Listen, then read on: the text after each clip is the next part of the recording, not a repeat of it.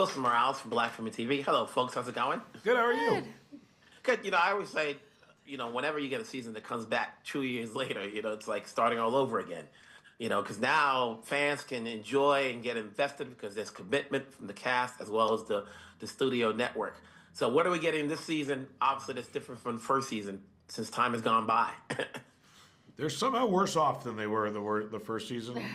Even though they are older, they've learned they know less than they did before, which I relate to.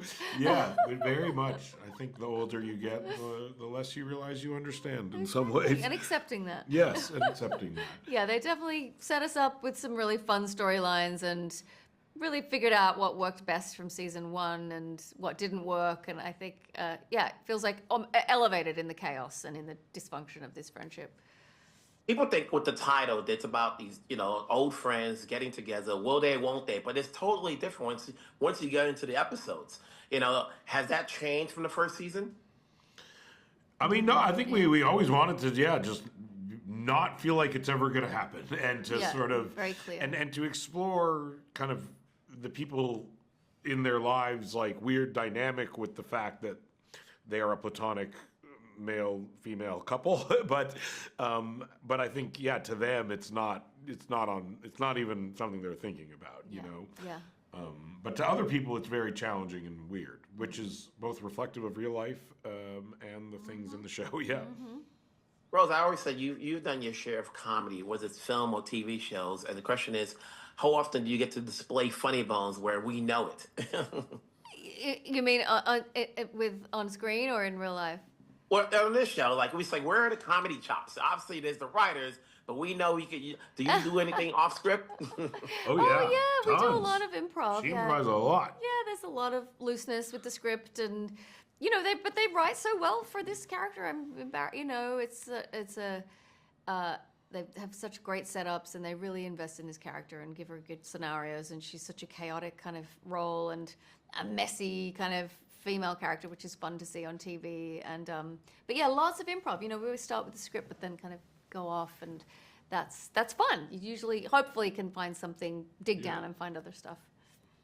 Who's more grounded, Matt or Will? Oh man, they're both not in great shape. Probably weirdly, I think Will, although maybe Matt Remick is a more successful man in his career, I think Will is a more stable person in general, yeah. How hard is it for you not to play the same role? So when someone sees this show now, they don't have to say, he's playing the same type of character, but in another show. No matter what I do, people will say that. I could literally be a guy running a movie studio and simultaneously on the same network be a guy with no job living in a garage, and people will always say I'm playing the same character, and it's just a thing I've accepted. At the end of the day, Rose, when people are whether they're going to the movies or watching, whatever's on streaming, what's a good reason to watch Platonic season 2? It's a delightful show that is a genuine comedy with a beautiful light touch, and it's just, if you're looking for something light and truly, truly funny, this is the show for you. Yeah. It's good talking to you folks. Keep it going. We're here to support. Have a good one. Thank you so much. Thank you. Wilson Morales from Black Film and TV. Hey, Luke, how's it going? Hey, Wilson, I'm good. Thanks for chatting with me. Hey, it's been 2 years, but we're back now. How different is Charlie from what we saw in season 1? Okay, so season 1 definitely ended with Charlie. I think, being at peace with the relationship. And even at the beginning of this season, he's definitely at peace with the fact that his wife is hanging out with a dude. But that quickly kind of falls apart pretty quickly this season. I think not because of Sylvia hanging out with Will, but because I think Charlie has got a lot of stuff he's got to work out with his own dreams and aspirations. You wonder, like, people get into the show now because now that there's a season 2. I always say people are always reluctant with a season 1 because they don't want to invest their time and then it gets canceled. But when we get season 2, now we can go back and get invested here. Yep. Having said that, you think about it from a guy's perspective, how often do you know anybody in that perspective where their girlfriend or their wives have a male best friend, before their insecurities go away? Yeah, that's right.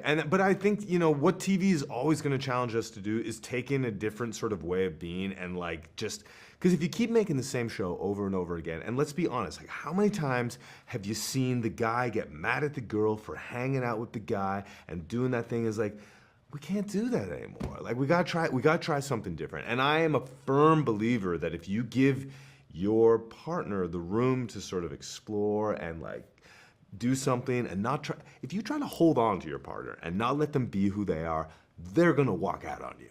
So I think that's the kind of positive upside to what Charlie, is able to do with Sylvia. In a weird way, I think of Eyes Wide Shut when Nicole Kidman gets mad at Tom Cruise's character because he won't be upset. They're like, listen, I trust you. I got nothing to worry about. Oh, that's so interesting. But when Eyes Wide Shut, they were actually getting up into some nasty business. I was only bringing a snippet in there. Yeah. I see what you're saying. That's the first time I've heard that. I applaud you for that deep film pull. But but Charlie and Will, it's kind of harmless. I mean, kind of. Yeah, because he doesn't come across, like if he was looking like a stud, you'd worry. No, but he doesn't look like he looks at Will like somebody who's threatening. No, totally. It's not Donald Trump and Epstein hanging out. Like I don't gotta be worried about some bad stuff happening. And at the end of the day, obviously, because we're coming back, and I say, oh, we got, what's it gonna take for people to watch the show and not say another Seth Rogen show? Are we getting the same thing, or is this something totally different? Because you will get a new audience coming back and say, oh, this came out, this is a season 2 now. Yeah.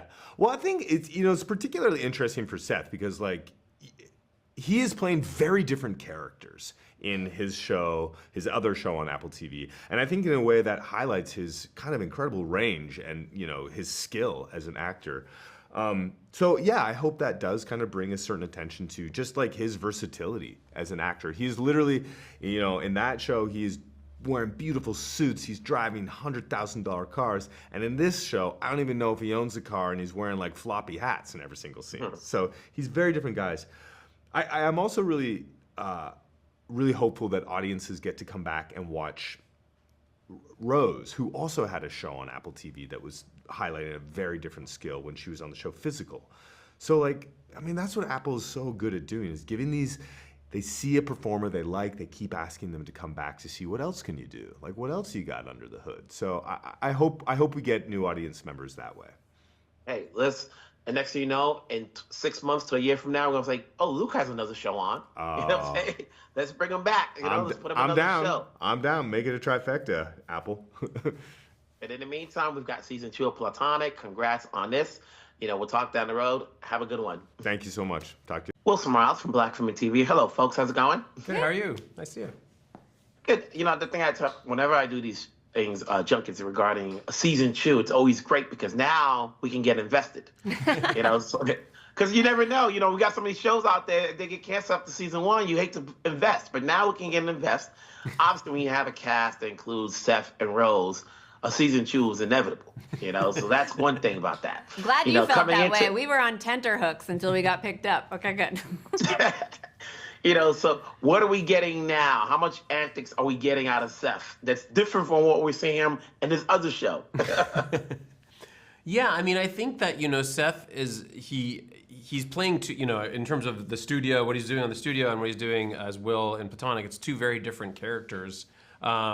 They couldn't be more different, actually. I think Seth's character in Platonic his life is way more of a mess. He's not nearly as ambitious as the character on the studio. And I don't know, it's just he has a different way of moving and stuff, and he's kind of more of a grouch I would say, on Platonic. And it's very much focused on his friendship with Sylvia. So it's on Rose. So I think that kind of dynamic takes center stage and is, and in addition to that, unlike the studio has little kind of arcs throughout, but we have we're kind of telling one big kind of story in ours over the course of our season. But what both shows have in common is that there's a lot of comedy in both of them, and there are a lot of big set pieces in both of them, which is something that we love to make and we love to watch in the studio. And he gets up to all kinds of crazy physical comedy, like terrible mistakes in this season of the show too, I would say. Rose is a perfect compliment. You know, she's done her share of comedy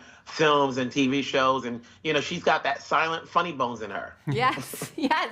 She is like a silent film actress, like in terms of her physical comedy and stuff. She's so funny. Yeah, and I think you're exactly right. There's something about her comedy that's sort of like, it's so poised that there's something almost old-fashioned about it. She almost looks like a dancer doing silent comedy bits or something, but we definitely love her physical comedy, and we love to put her into all kinds of crazy, humiliating situations. You know, for a new audience who's going to be watching this, because there is a season 2, and it's been some time since we last saw it. You know, they're playing catch up now.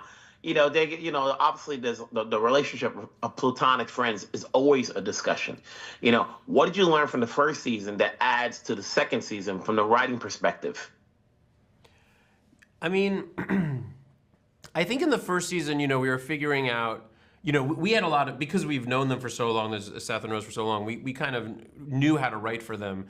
In the first season, we really figured out it was always going to be about a platonic friendship, but it was like very platonic. Like we had some thoughts in the first season that maybe they had dated briefly, or maybe this or maybe that. And we kind of, as we wrote it and then later shot it and cut it, we were like, no, this should be purely platonic. And that was something that we, you know, kind of like dug into. I mean, yeah, and I think that, you know, a lot of the first season was like, will they or won't they stay friends with each other? And I think now that we are thinking of this as a series that could go on and on, hopefully, for many seasons, there's a feeling of like, they are friends with each other. They are going to be friends with each other. They're going to have all kinds of issues and disagreements with each other, but they are in each other's lives for better or for worse, which I think was some of the tension of the first season. Is like, are they going to walk away and never speak again the way they hadn't spoken to each other at the beginning of the season or the series? And I think now we kind of feel like they're going to be friends, but there will probably be lots of reasons why they shouldn't. You've got new cast in there, and how do you make it work when you're adding in new players to coincide with everyone else that's in the cast? You know, it's all story driven. Like everything in the show's story driven, and you know, we'll often start with a character that's just supposed to be there for story. Like a good example this season is Rose ends up working for this studio, and there's a boss character, and in the initial drafts it was a pretty just like get the story done. It wasn't a funny character, it was just kind of and then we were like, oh, we should see if Aidy Bryant wants to do this character. And we then we developed a character that we thought would be funny, and then she came in and improv'd all this amazing stuff. She kind of got the character we were doing, and then like kind of added her own element to it. That's an example of how we would do it, and that's you know, we kind of did that with a lot of the characters of the season. Yeah, I mean, we really tried our hardest to cast the funniest people. There are so many guest stars this season who have come from SNL and who just have like great comedy chops. And so even if a character is small and is only going to be in 1 or 2 episodes, if you can get somebody who's so funny, it will obviously enrich the show, we feel like. Congrats on a season 2. Let's keep it going. We'll talk down the road. Take care, folks. Thanks so much. Thanks so much.